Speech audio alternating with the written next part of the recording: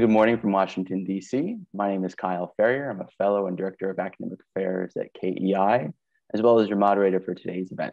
It's great to see so many people attending what will be a great program to help launch the thought-provoking paper written by our speaker. If you haven't seen it yet, I would highly encourage you to read it, which you can do so after the event through the link provided in the confirmation email, or you can do so on our website under the event for this, the link for this event, or under the publications tab. I think what makes this program so interesting is that it tackles the intersection of two key issues for South Korea.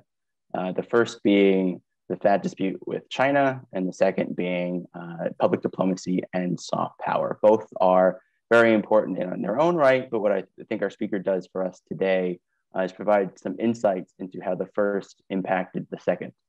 Even though the worst of China's retaliation against South Korean companies over the deployment of the THAAD missile defense battery ended a few years ago, there's still so much to be learned from this incident, and we'll be approaching that shortly from a very interesting angle. But first, a little bit about our speaker, Maximilian Ernst. He is a PhD researcher in international security at the KFVUB Korea Chair hosted by the Brussels School of Governance. He is the managing editor of Global Politics Review, and his dissertation for his PhD focuses on Chinese coercive diplomacy in East Asia, which I think makes him particularly well suited for today's discussion. So with that, I'll turn things over to Maximilian to get us started. Yes, thank you, Kyle, for the very kind introduction. I'm also right away share my screen, so you already have everything set up. It works, you see my screen, right? All right, perfect. So yeah, as I said, thanks for the very kind introduction, and good morning to people tuning in from DC, and good afternoon if you're tuning in from Europe, and good evening if this is your late night entertainment, your late night show if you're tuning in from Korea or somewhere else in Asia Pacific. Perhaps a few words where I'm coming from. Kyle already mentioned a few words about my PhD, but perhaps a bit more. So in my PhD dissertation, I look at Chinese coercive measures towards Asia-Pacific regional states. Specifically, I try to investigate how China justifies the strategic costs of coercion. So whenever China coerces, of course, there's a political or security related issue, but this coercion will also alienate the secondary state. And this is, of course, this may plausibly lead to a balancing decision by the target state of coercion, plausibly in coalition with the United States. And this is, of course, not in China's interest. And so I really try to understand why China, knowing this, why China still coerces then. I also say this so that as a little bit disclaimer, I'm not a Korea expert so much. In my PhD, the level of analysis is China and Chinese foreign policy decision making. And what I do for this paper that I wrote, which was published yesterday at KEI, and which I will present today, is that I switch the level of analysis from Chinese foreign policy decision making to Korean foreign policy decision making. And therefore, without further ado, I think let's go into it, and then I think we will have a 30-minute presentation, and then we'll have another half an hour discussion. So let's start with the bottom line up front. The findings of my study are that South Korea's soft power has very clear limitations. The THAAD dispute demonstrates that soft power only works in absence of national security contentions.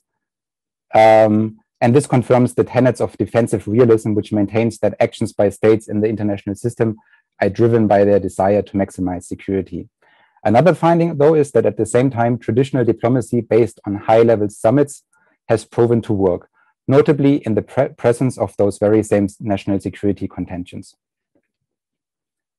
Also, to get some definitions and disambiguations out of the way, soft power I define, or in fact Joseph Nye defines, as getting other states to want what you want. Public diplomacy, I understand as one approach to foreign policy that, among others, has the objective to build soft power.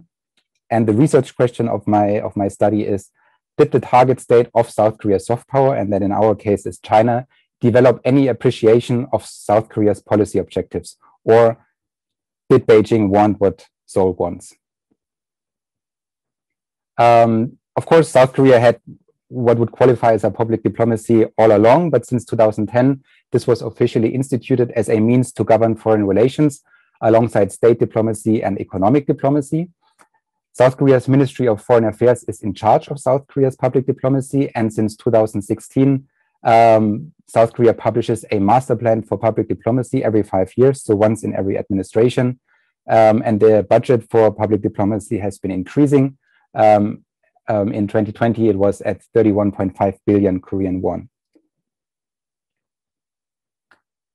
South Korea's public diplomacy, as we find it in the South Korea's diplomatic white paper, has 5 overarching objectives: to share Korean culture, to deepen foreign understanding of Korea, to gain global support for Korea's policies, to strengthen public diplomacy capacity, and to promote public-private partnership.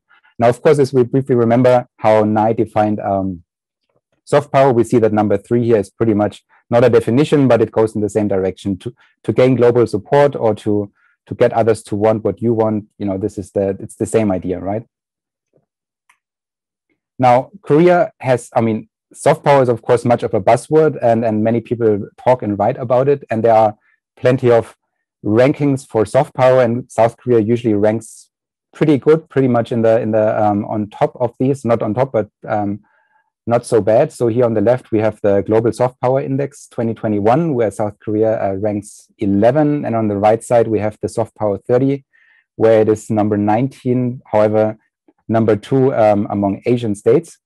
Now, of course, this is highly arbitrary. And if you read these reports, what they measure is governance, technology, food, climate change policies, and so on and so forth. So these things, first of all, they're all different. There's no real unified methodology. And second, if we're honest, what these reports are assessing or quantifying here is, in fact, I think, a level of nation branding, and probably a degree to which people in one country like another country. But it's questionable to me how that would translate into soft power. But of course, it's up for debate, and perhaps that will be part of our debate today later on. So briefly about South Korea's public diplomacy again. In its white paper, South Korea, a diplomatic white paper, South Korea ranks country or target countries of its public diplomacy by hierarchy, and China ranks up high. After the United States, it's number 2. After then, I believe Japan, and then other areas, Southeast Asia, Latin America, and so on and so forth. And here I have one quote.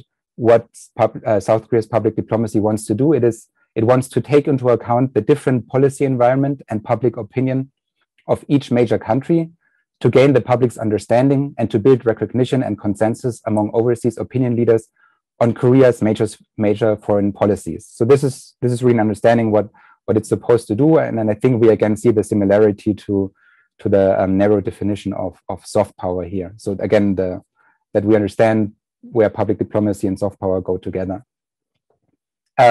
This is not what our discussion today is about, but it's a very rich and interesting field. Is of course South Korea's media products and culture and how these are received in other countries, and of course these are very often seen as proxy for soft power. So we should at least briefly mention that this is a huge debate.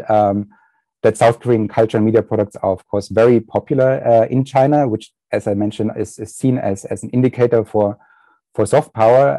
Perhaps just one historical reference: China approved South Korean media products, movies, and TV shows early on, already since the 1990s, earlier than most Western products. And even the term Hallyu, or Chinese Hanliu, stems from China and was then translated back into Korean and then since then used by the rest of the world.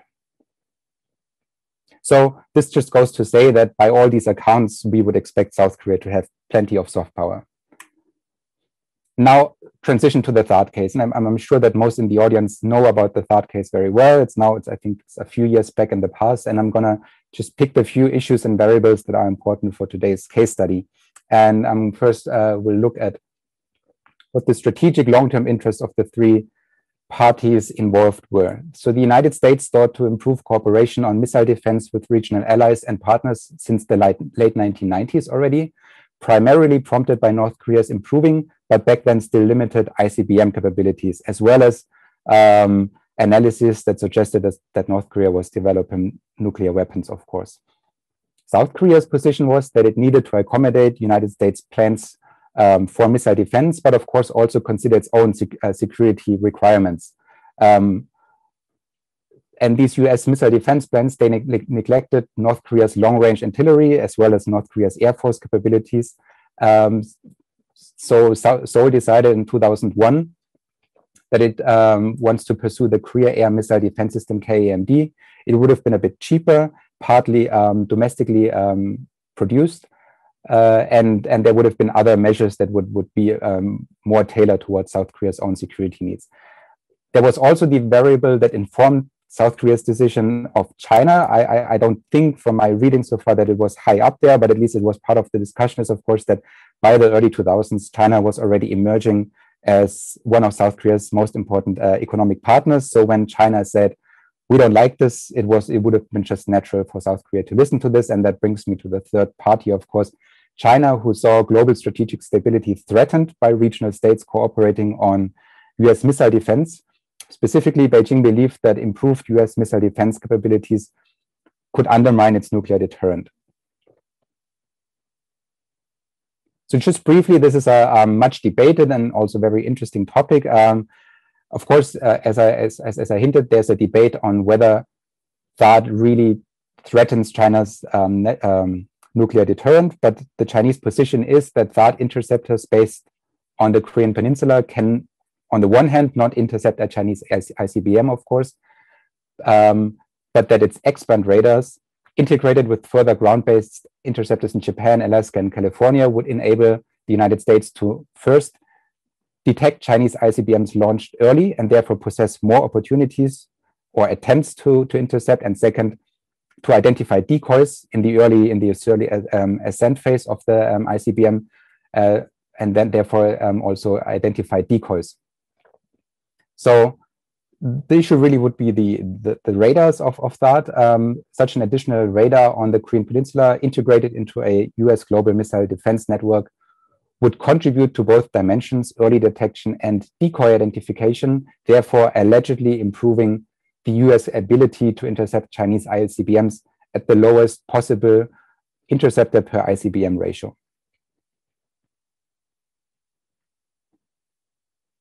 Now, a brief overview of how we came to the decision of South Korea to, in the end, deploy THAAD, because the United States was always clear and adamant that it wanted to cooperate with regional partners on missile defense, not just with South Korea, but also notably with Japan and with Australia.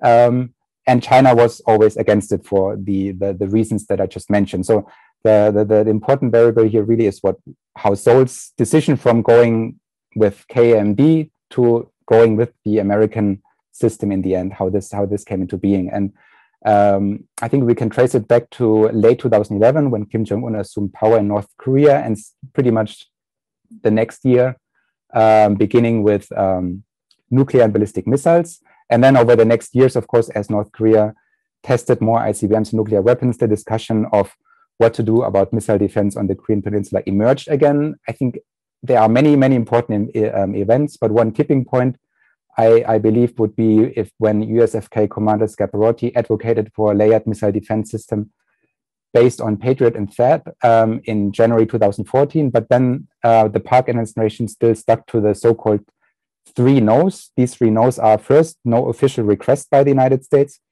second, no negotiation with the United States; and third, that there was in the end no final decision by the Korean government. So this was the South Korean decision for the next 2 years. It was quite ambiguous. Of course, in the meantime, the discussion went on what to do about that, but the Park administration stuck with these 3 no's. But then in January 2016, North Korea tested an ICBM and also a nuclear weapon, I think one in January, the other in February. And that led to the Park administration to engage in consultations with USFK over the coming months, which led to the official decision by July 2016 to deploy THAAD. And in April 2017, then deployment began. By May 2017, the first launches were operational. And by September, all launches were deployed and operational. So much for the timeline of deployment. Now looking on the Chinese side of this whole THAAD dispute. So in these years, 2015-16, when the debate picked up, but there was no official decision, China used diplomatic protest more fervently, more often, pretty much every week, if not every day, and increased the diplomatic pressure. Then when in 2016, Seoul decided to revisit THAAD deployment and engage in consultations, China started to voice very strong opposition. Chinese Ministry of National Defense officials openly demanded that Seoul withdraws from deployment plans. And they warned that the critical situation on the Korean Peninsula would worsen if THAAD would be deployed. When then in July 2016, deployment was decided, Beijing escalated from mere diplomatic opposition and also engaged in economic coercion. The economic retaliation, or the largest part, the strongest episode of it, lasted about 14 months until October 2017, which is 2 months, of course, after the full deployment.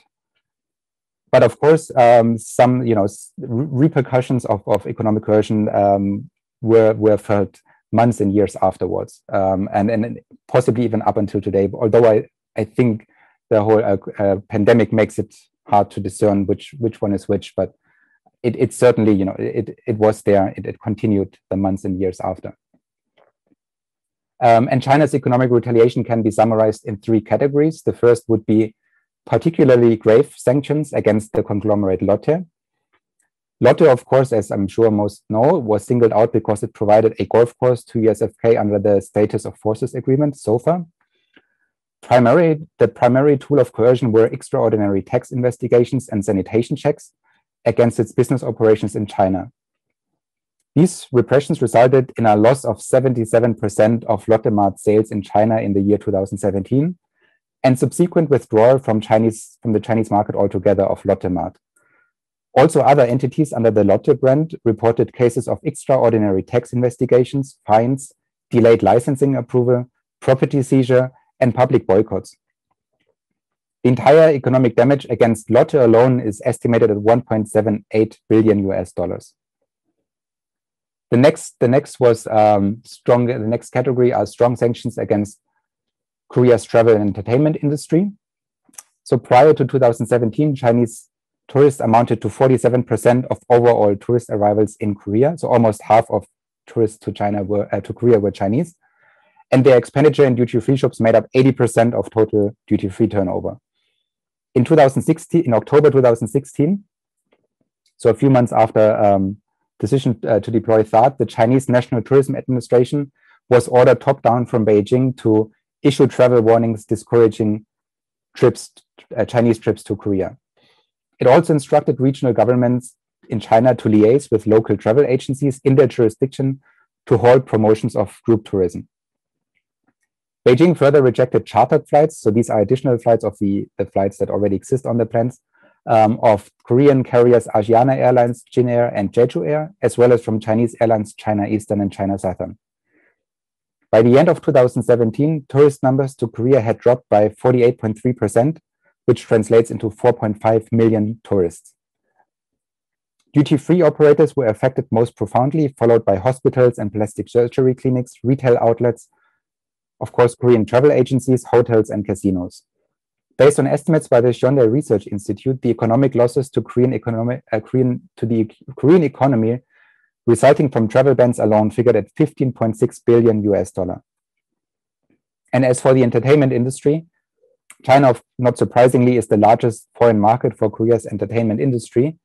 But in fall 2016, the Chinese State Administration of Radio, Film, and Television formulated the Korean Performing Arts Activities Ban, restricting the streaming of Korean music, TV, and movies. Korean artists' concerts were cancelled, contracts withdrawn, and visas denied. Also, Korean game developers reported that they could not receive licenses for the Chinese gaming market, which is, of course, the largest market for gaming in the world.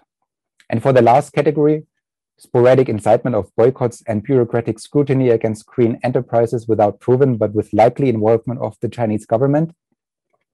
There's to be mentioned, for example, Korean car battery manufacturers SGI and LG Chem, which were excluded from the Chinese e-mobility market in 2017.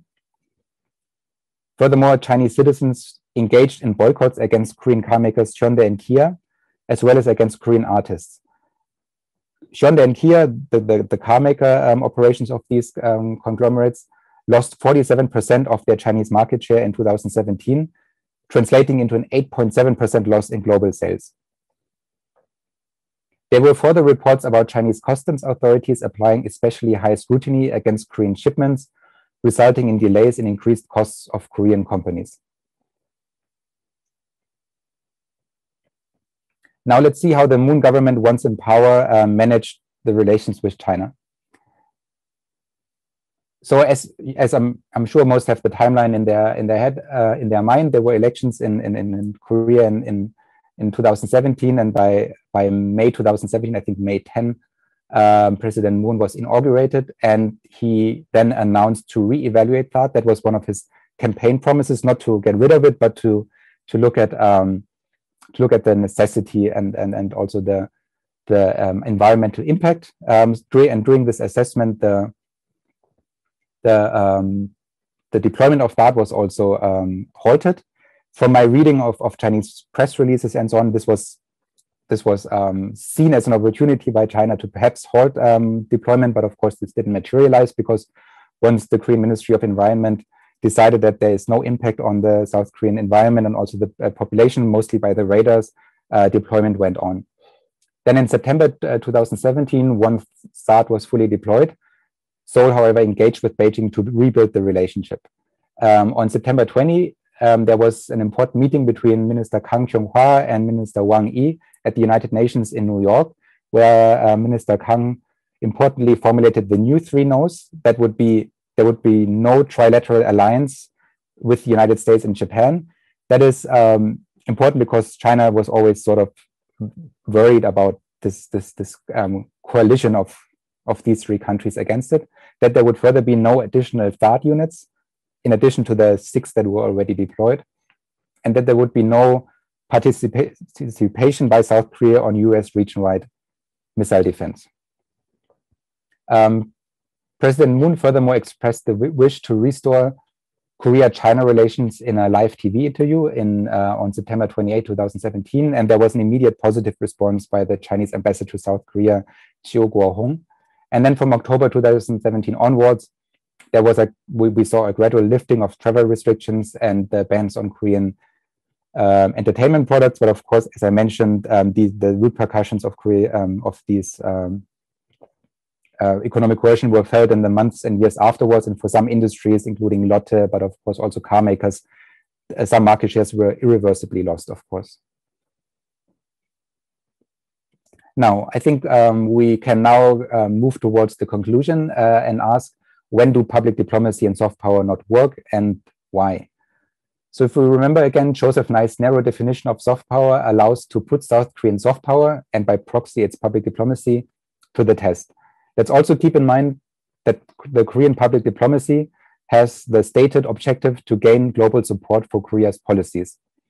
So we then can ask, what support, if any, did China, its leaders and its citizens develop for Korea's policies? Or put differently, did Seoul get Beijing to want what Seoul wanted? Beijing's economic retaliation demonstrates that South Korea's public diplomacy targeted at China had little, if any, results in terms of building the sort of Joseph Nye soft power. Importantly, neither the Chinese leadership nor the population grew meaningful appreciation of South Korea's security political predicaments, in this case, the need to deploy THAAD. Chinese economic retaliation was executed top-down from the central government, delegated to regional governments, and executed by Chinese private enterprises and at least parts of the Chinese public. I mentioned this I emphasized the Chinese public because I think it's important to understand that these were not Chinese people with very hard national feelings, but these were the very people who would otherwise have traveled to Korea, gone to K-pop concerts, and so on and so forth. This is not about blaming China or smearing China, but it's again, it's about substantiating my argument that soft power in certain cases doesn't work, right? We have to keep in mind other countries also sanction. I just keep in mind Germany every 3-4 years might put travel restrictions on Turkey if there's an internal issue, and then of course you will also see a drop of German tourists going to Turkey. So this is not, I'm not saying here that what China does is outrageous or never seen, but the argument here is one about investigating the limits of public diplomacy and soft power.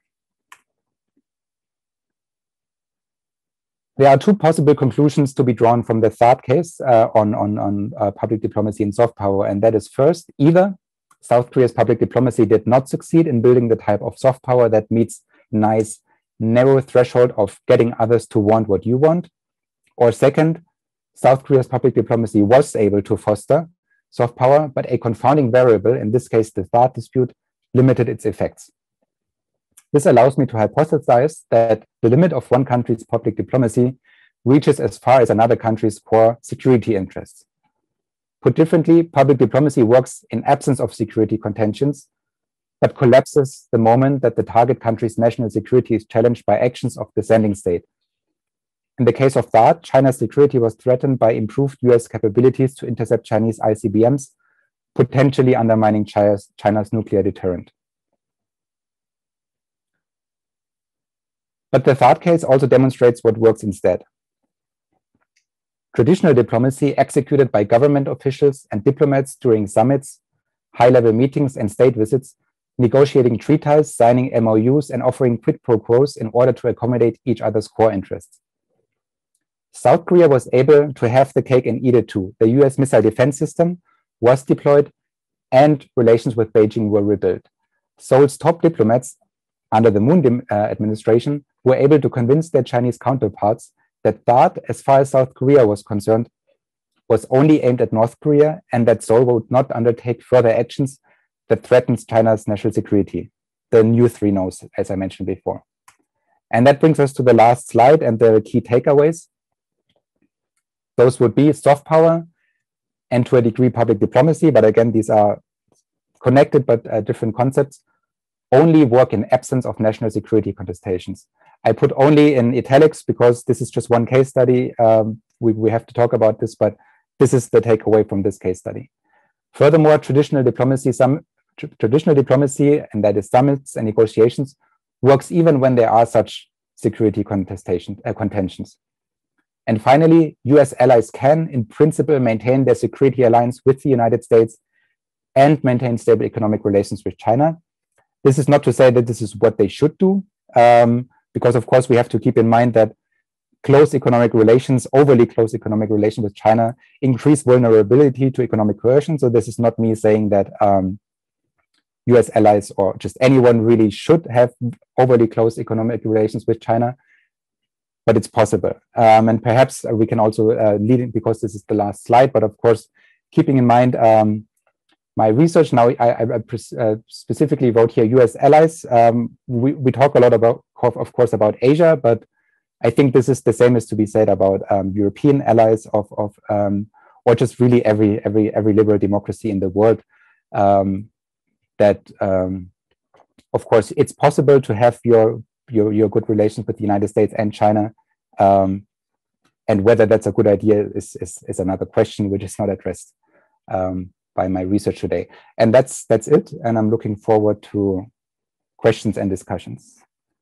Thank you so much for that great presentation. I think it was super detailed, but a lot more is in your paper. I definitely encourage people to check that out afterwards if they're interested in learning a lot more about the details of the THAAD dispute and what the sort of diplomacy was in there. And I think you have a really great timeline built into the paper about all the different back and forth the Moon government did, which really sort of sheds more light on the amount of diplomacy that really went into resolving the THAAD issue on South Korea's side. But I just want to, I see that there's some questions coming into the queue. I would encourage everyone, if you have a question, to please write it in using the Q&A function at the bottom of Zoom. Unfortunately, we're not able to switch to your video if you raise hands. So I would encourage you to please type in your your question in the Q&A function, and we'll get to it in a moment. But I'm going to take advantage of my position as moderator to ask some questions first to get the conversation going. And just to start off simply, what is the key takeaway from all this that you think for the many scholars who work on Korean soft power and public diplomacy, including those who may be listening in right now? Yeah, thanks, Kai. Great question. So I think we should perhaps, I think as you see from my presentation, and if you read the papers, that if I claim that the soft power and public diplomacy has these clear limitations, is that I'm somewhat, I wouldn't say critical of the concept, but that I'm cautious in using it. But to perhaps also start saying is that what I also think is, if I from what I read so far on the discussions on soft power, Korean soft power, I think it's a highly interesting topic. But I think what we very often see there is, of course, discussions about the popularity of Korean culture and media products and so on. And I think this phenomenon is high. So at least part of the discussion is that. And so I think I first want to get this out of the way and say this is a highly fascinating topic, right? To understand why Korea and that Korea is so popular, and also what this means for Korean interest and so on and so forth. But I think if we talk about soft power, I'm not saying that there's the concept doesn't have merit, but I think it might be useful to avoid so-called concept stretching, and that if you're really just talking, I mean, the word soft power has the word power in it, right? So the question is really, what does that mean? And if we're just talking about Korea being popular and Korean brands and products being popular, which is great and which is interesting, but what does that have to do with power? So this is perhaps my not saying there is no power, but I think this is sort of the argument against which you should always which you should falsify, and then perhaps show there is actual power, and that it really these inherent Korean soft power values, or whatever you call it, it actually is able to influence for other countries' decision making. And I think this is a very high standard, and I'm happy to read research that demonstrates that that's possible.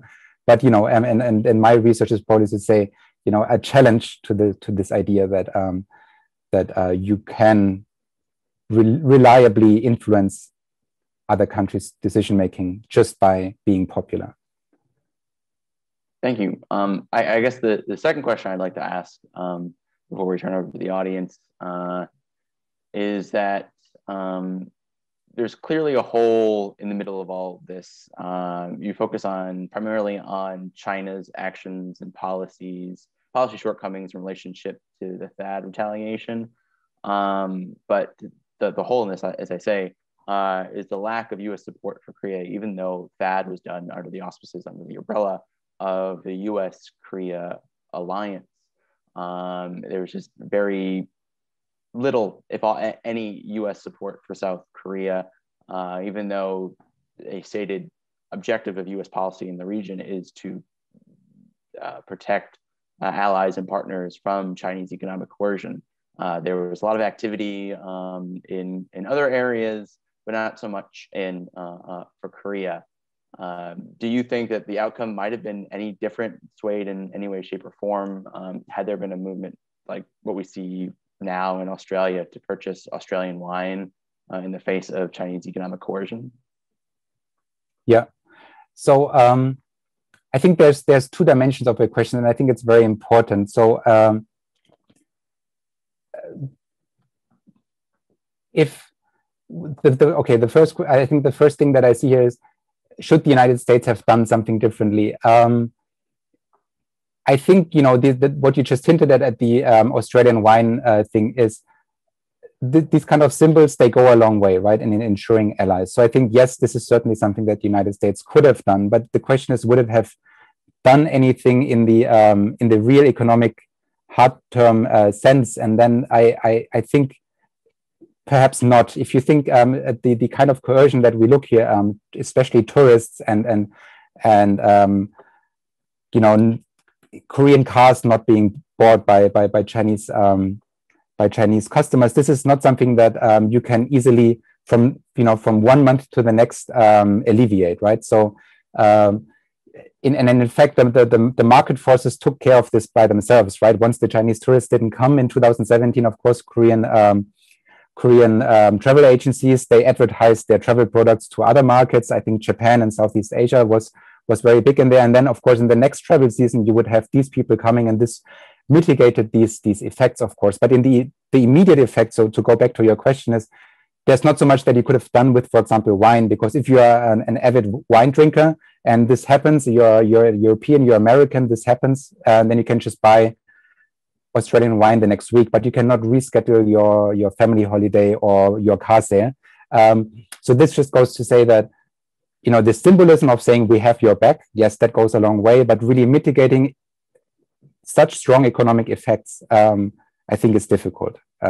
So that's my assessment. So there we have to be honest and of course say this is difficult. But perhaps another thing is, and then that's something that I'm also on the side of my PhD a little bit exploring, is of course, so what the United States can do, and I think I would take the European Union here also into, I mean, not that I have a say in this, but I think there would really be a value if liberal democracies understand that, you know, the individual smaller countries are vulnerable to Chinese economic coercion. It happens, it's demonstrated, and that these kind of, you know, that if we use processes through the WTO or otherwise, that may help us, of course, you know, liberal democracies in Asia Pacific and the Americas and Europe to, in the way a little bit of what you suggest, but there could be more duly processes to respond to these coercion. So I'm very open and very interested in this, and perhaps this, yeah, that's my response.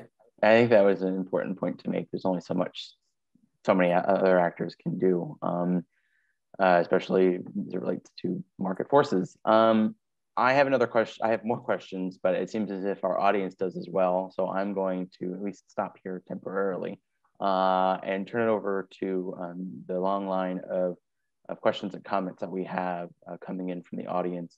And I'll start with the first one we have here. It seems that Chinese opposition to THAAD was similar to the Russian opposition to US missile defense in the EU. The person asks, they heard that the Russian engineers knew that US missile defense was not a threat to Russia, but the Russian politicians continue to oppose US missile defense. Do you know if the situation was similar in China? If their engineers knew that THAAD was not a threat to China, sort of the technical experts knew that THAAD was not a threat to China, but the Chinese politicians continue to oppose it? Mm-hmm. I don't know, but I don't know what Chinese and Russian engineers think and do, and also don't know what their politicians think, but we sometimes know what they do. What I know, perhaps that's not the question, but what I observed in my research so far is that China and Russia, to a degree, coordinated among each other on global missile defense, because the United States, this is not what I brought here, but in fact, the United States incentivized allies in both Europe and the in Asia to cooperate on missile defense. And China and Russia coordinated on being jointly opposed to this. So this is what I know. But I'm actually, you know, I think, to be honest, I think that although I think South Korea should have, and the United States should have the missile defense network that they need for their security. But from my observation of Chinese sources and analysis is that I'm quite confident, to be honest, that Chinese worries about US missile defense capabilities are justified. So again, this is not a statement about whether you know you should probably still deploy a missile defense system if you see the desire to do so, but this is not a fake argument from what I see, because if we look at, and this is precisely what as I mentioned before, what I express in address in my PhD, that Chinese coercion has huge costs, right? I mean, if we look at Korea, but also in Southeast Asia, this coercion that China did towards Korea and also towards other Southeast Asian states, it really leads to these states considering their hedging position and to not potentially go more towards balancing against China. And China knows this. And if China is ready to accept these huge strategic costs, for me, that is it's not proof, but it sounds to me that China not just maintains that it's against the missile defense system, it's really worried about this. That's my knowledge so far. But I know that from what I read, I'm not the only one who thinks that. Yeah. Our next question comes in asking, was the negative economic effects to South Korea more regional than general? For instance, local/regional economies like that of Jeju or Jeju Island were heavily dependent not only on Chinese tourism, but also the large amount of real estate investments from China that drove speculative property values higher, which was withdrawn due to the boycott, resulting in dramatic drop in the real estate market. So more or less, can you go over like sort of the breakdown of the regional versus overall national economic impact? It's a great question, but I think the answer is more or less already in there.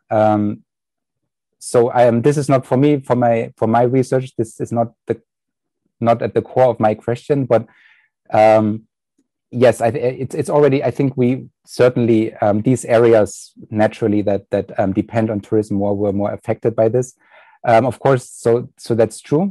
From little what I read in this dimension, it's precisely as Robert Gay hints here, and also I think what we have to keep in mind is there was also, of course, if we have Chinese, if we have the factories of Hyundai in Kiev, they were affected in China, then of course it wasn't even a Korean region in any specific ways, but it was really just the conglomerate, which wouldn't affect so much Korean workers. It would be Chinese workers in that case, which is another dimension interesting. So it might even affect, interestingly, Chinese workers who were working for a Korean car factory, right? But certainly you will have different regional and industry sectors affected more than others. Great. Next question comes in from Gil Rosman. A series of questions which I'm going to try to string together while also sort of connecting it to something else I wanted to talk about. But Gil asks, have you perhaps misjudged China? They show a low interest in soft power, and there's still pressure on South Korea. And even before THAAD, there was the China-Korea culture wars between the two countries. You could think about the Goryeo incident. And can China turn soft power on and off? It shows. But that's what is. You talk a lot about China, Korea, and soft power. What about China and soft power? Okay. Okay. So I'm not researching Chinese soft power, but I think so. I really can't get into it. Although I think the what I read so far, based on my knowledge, it's widely acknowledged that China doesn't have much in the way of soft power, and that China really relates on its hard power, and that of course includes economic hard power. But if you use your economic leverage, even if it's carrots not sticks, but that's still not soft power. You're bribing other countries, for example, in the Southeast Asian context, be it Cambodia, for example, in the to influence ASEAN decision making. But that's not soft power, right? It's bribing politicians or giving someone. That's still hard. So China doesn't have much in the way of soft power, and that's, I think, in the soft power literature what I read so far. This is largely accepted. But perhaps if I also understand Mr. Rosman's question regarding the culture wars, but excuse me if I got the question wrong here, is I think I know what you're referring to, and this of course exists, but what we need to keep in mind is that for, and I'm sorry if I misunderstood the question, is China is an important market for Korean culture and media products. It was before THAAD, and it was again after THAAD. And even though I think these culture wars may exist, but Korean Korea was popular in China, and you really saw this in the travel and the tourist industries. And if you look at it, the popularity of Korean artists in China, of course, just by mere numbers, this really trumped every other region or market. I hope I answered the question, but if not, write me an email later. I'm sure he will if he wants to follow up. Yeah. Moving on to the next question. The U.S. pressured South Korea to deploy THAAD, even though this person argues there is minimal defense for South Koreans. Is this an exercise of U.S. hard power overcoming sentiments of Koreans? Is this sort of the alliance politics overcoming South Korean public opinion? Well, I think what I observed is that there was a certain, I wouldn't call it a divide, but there were certain two camps in Korea. A few were for the missile defense system and a few were against it. The United States was always, it was consistent about saying we want this since the late 1990s. And I think the United States were consistent in their approach. They didn't pressure South Korea overly, more than saying, look, this is because we have to keep in mind the United States maintains a troop presence of 28,000, I believe, or I might be wrong. So it's just natural for the United States that it wants to protect its own military personnel, its military assets on the South Korean peninsula. And it's a normal process for two allies to negotiate about what is deployed and what is not deployed. The interesting thing here, perhaps it's not directly in the question, is that, I mean, as I hinted before, is the South Koreans were against THAAD or back in the 1990s, THAAD was somewhere in the air, but of course the missile defense system was not fully developed. But they were against US missile defense for a variety of reasons. One of them was costs, and the other one was it didn't directly cater to their security needs. So what we really have to understand is that once Kim Jong-un started to test these missiles, and the United States were more anxious to have a missile defense system, the United States, and this is very often not covered in the news, is that the United States said, we're going to pay for it.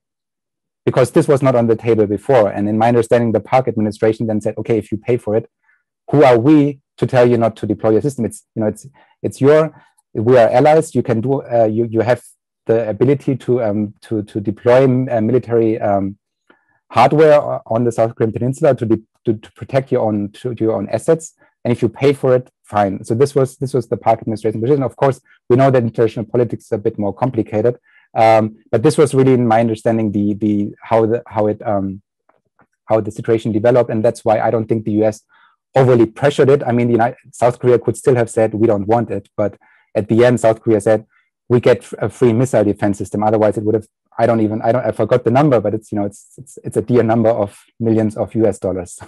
So that's my understanding of how it went down there, at least partly. Okay, great. Next question coming in here says, what are some sanctions from the THAAD dispute that still remain today in Korea? And how can South Korea and other countries guard themselves better from Chinese economic coercion, which seems to be increasingly gaining leverage in foreign relations? I know you have some of this in your paper when it comes down to what sanctions sort of are still there on South Korean companies with the THAAD dispute, but I'll let you take it from here. Right.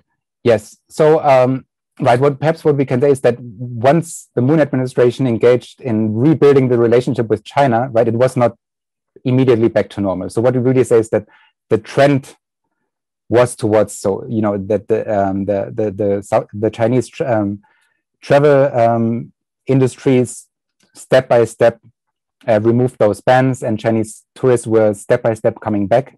And I think, this was, I'm not, so for the numbers is that Chinese tourists never went back to where they were before THAAD. But I'm not entirely sure there if it's not also because what I mentioned before is, I certainly it's part because simply tourists come from other countries. So, use Korean hotels, I mean, this is very simplistic, they just have a limited number of beds, right? So if it's occupied by people from Japan and from Southeast Asia, other parts of Asia and the world, And if you simply have your advertisement strategy towards these markets, then you will have less Chinese. But it's certainly what we know is Chinese tourist numbers never went back to where they were before. And of course, certain industry of Korea, like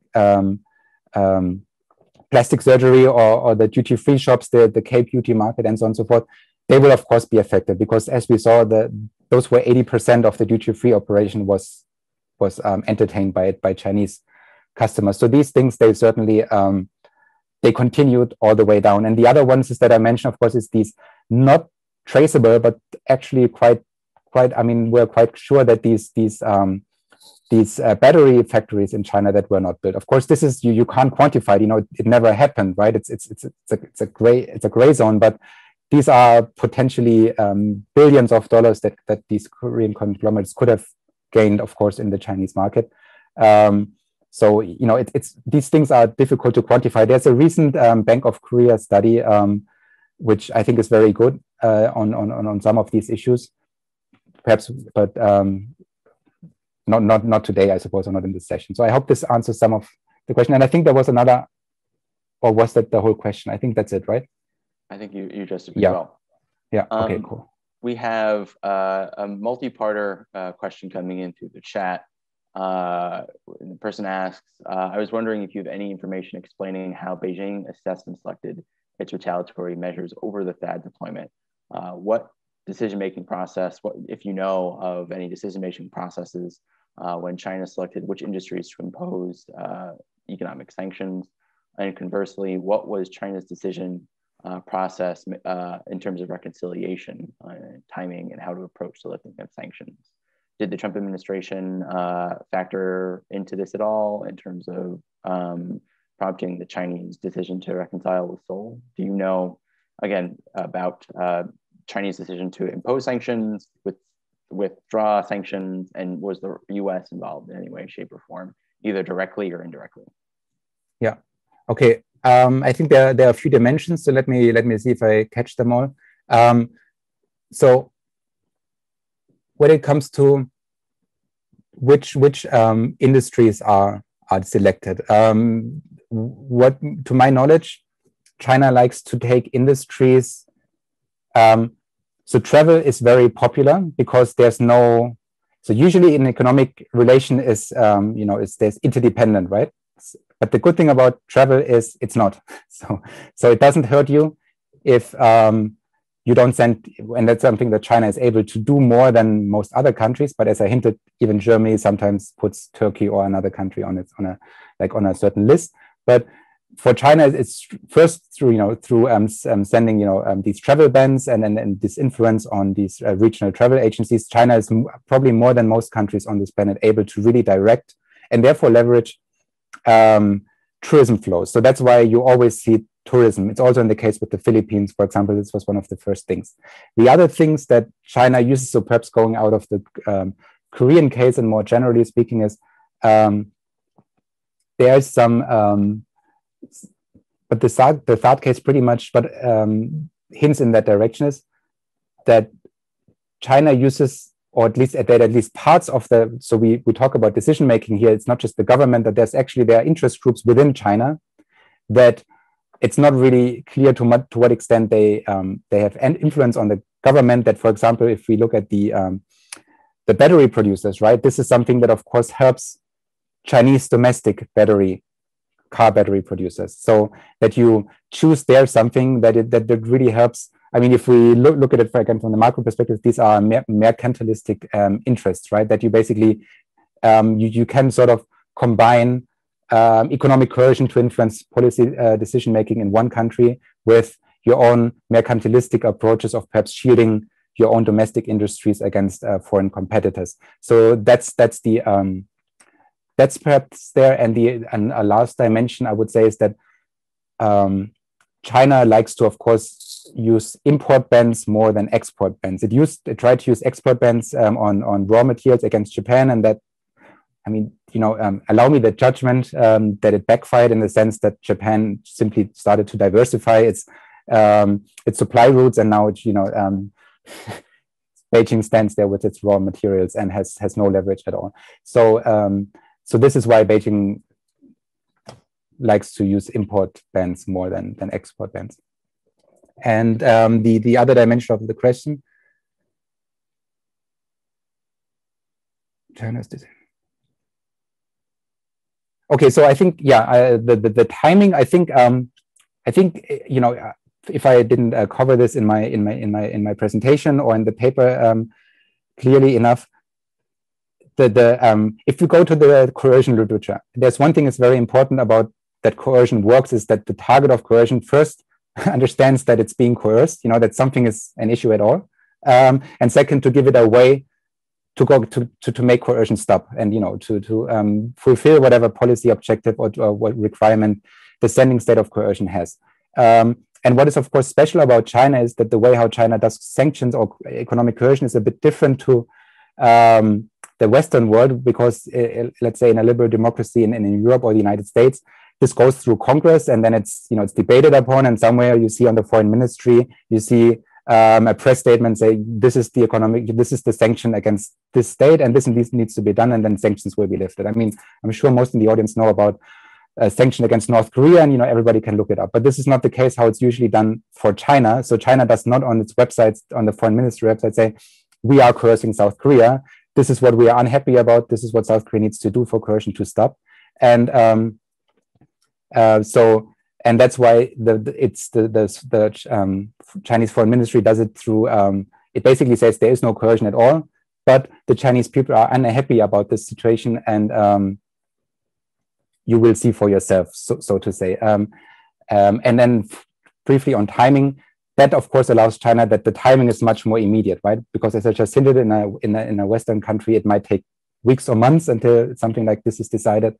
And in China, it's really able to have the timing immediately, which helps the coercive effort, so to say.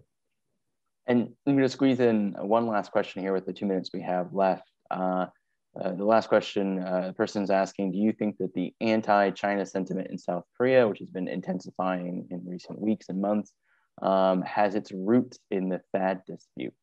To what extent does the THAAD dispute play out in the current cultural controversies that we have rising between South Korea and China?